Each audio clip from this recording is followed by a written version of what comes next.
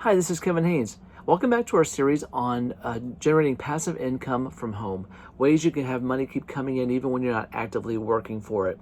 We've covered quite a few topics in the series so far, so if this is your first video to watch, I encourage you go back over the list and see what other topics we've covered and watch any of those that might be of interest to you. If there's one that really resonates with you, I appreciate a like. If you want to follow along on this journey, then I encourage you to subscribe to the channel and hit the notification bell so that you'll be notified when other videos are uploaded. So today I want to talk to you about an opportunity that you may have considered before or even tried, but this might be something that you could do ongoing and bring some more money in. And it is basically selling your own products.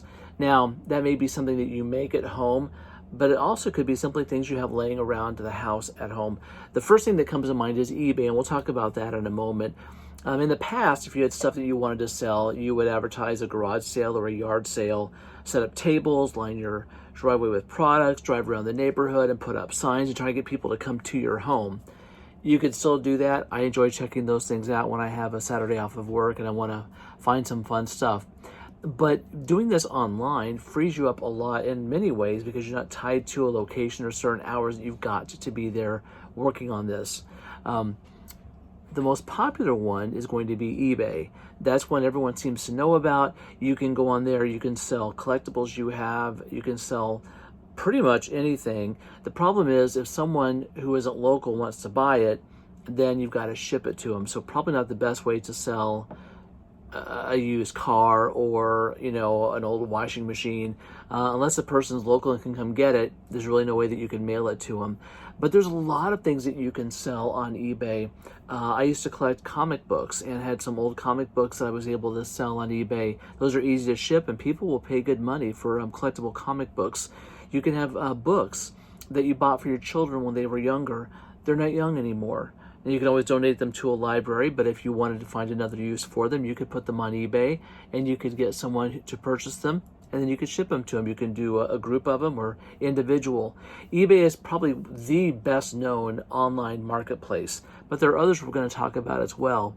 With eBay, you have to set up an account, and there are certain expenses for when you sell things. That's how eBay gets their money.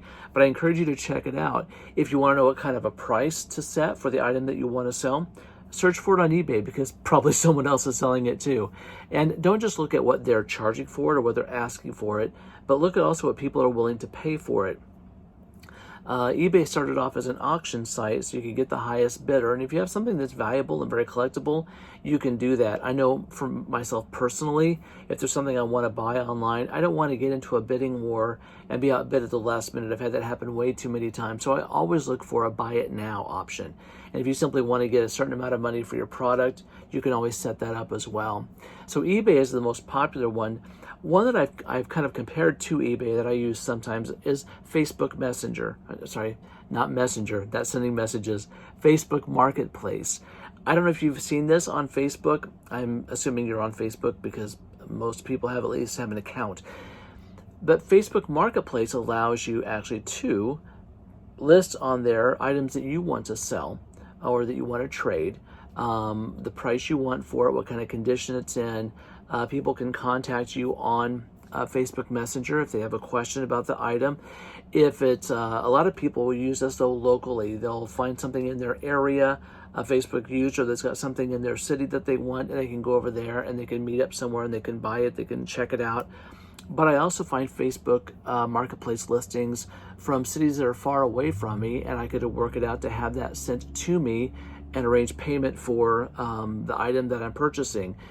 Same with selling it. You can put it on Facebook. If people know the city that you're in and not your address, just your city, they can come to you and buy it if they want, but maybe someone that lives far away will want it, and they'll ask you about paying for it and having it sent to them. So Marketplace tends to be a more localized thing. It doesn't have to be. Another one that's pretty localized is Craigslist. That actually was used quite a bit before Marketplace popped up. If you had something that you wanted to sell or wanted to trade, Craigslist isn't quite as popular as it used to be. It's not quite as user-friendly as Marketplace and eBay can be, but it still isn't a place where if you've got something you really want to sell, put it on eBay, put it on Marketplace, put it on Craigslist, and see where you get a response from first. There's an app you can download also that's called Let Go. Let Go is very similar to Craigslist. It basically asks you to enter your zip code, and then it shows you products in your immediate area. It's not meant to be something you buy and have sent to you. It's something that's available locally. But Let Go is a great app that you can use to sell your own product and find people that want to buy it. Now, going back to eBay, which is like an online marketplace, a more recent competitor to eBay has been Amazon. And that's because Amazon will actually allow you to sell your products, your items, on their website as well. And Amazon has a huge following. People look for all kinds of things on there. There are several fees related to selling on Amazon, and a lot of people expect to find new product on Amazon. But you could also, I've seen listings for books that are no longer in print. And so it says so-and-so is selling this book. If Amazon doesn't have it available for something new that you can purchase, they have other sellers they can refer you to. You could be one of those sellers if you have an item that people on Amazon are looking for, but Amazon itself doesn't have a new version of that they can sell. So that's something worth checking out as well.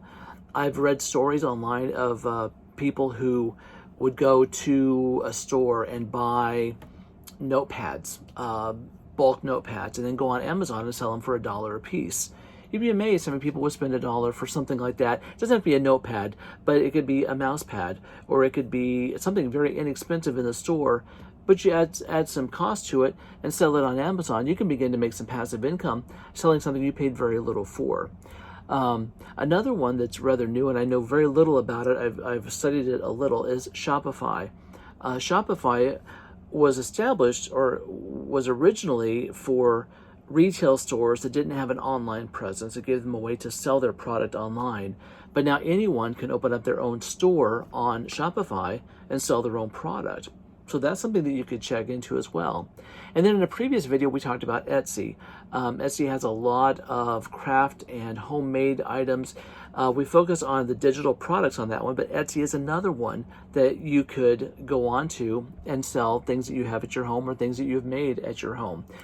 Again, with passive income, there's still some work involved. Instead of just setting all this up, you actually, if someone buys it, you have to package it up, you have to ship it, but you can include the shipping cost and even the packaging cost in the cost of the item. So there's a little bit of work there, but it's not a job where you have to work for an hour to get an hour's pay. You put this online, somebody wants to buy it, you get a notification, great. You go and you package it, you sell it, you send it, you get the money.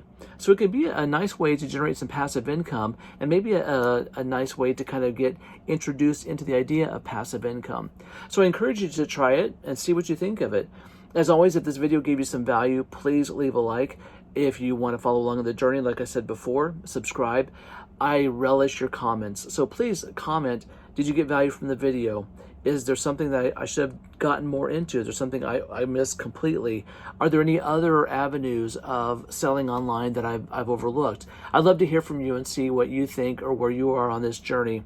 If you know anyone who is looking for opportunities to make money passively, I encourage you to share this video or this series with them and let them know what we're talking about. I'd like them to come along on the journey as well. Earlier in the series, I talked about affiliate marketing. And it's going to pop up again in different ways in other videos. But I think it's a great way to generate passive income. Some expense at the beginning, but it really pays some great dividends. So if you want to check into that affiliate marketing, a program that I'm following, there's a link down below that will lead you through some steps, some great mentors, some awesome training, some of the best I've ever seen, and help you start generating some passive income with affiliate marketing. Thanks for watching the video. Again, I hope you got some value from it. Hope you're having a great day, and we'll see you next time.